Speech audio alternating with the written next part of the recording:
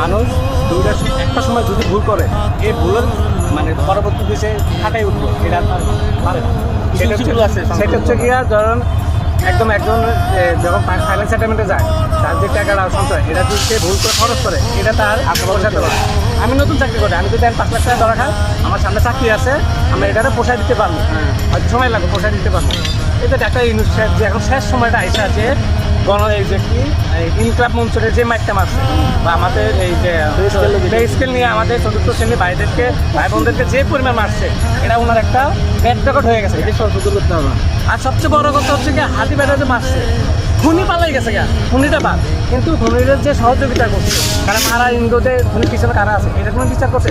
ওনার কাছে বহুত বড় একটা ক্ষমতা, উনি বাইরের দেশে ওনার অনেক নোবেল পেয়েছে, বাইরের দেশে ওনার মানুষের একটা ইয়ে আছে, ক্ষমতাও আছে, পাওয়ার আছে, কিন্তু উনি কী করছে নীরবতা পালন করছে।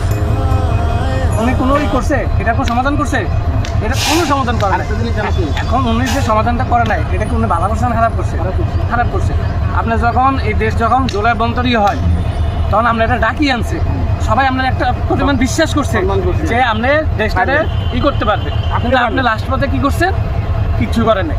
এর দেড় বছরের কোনো করছে তো কি করছেন সাধারণ জনগণের কাছে কিছু? আরে ওর 666 ওই তো আপনারটা করছেন, কিন্তু সাধারণ মানুষের কাছে কিছুই করে নাই।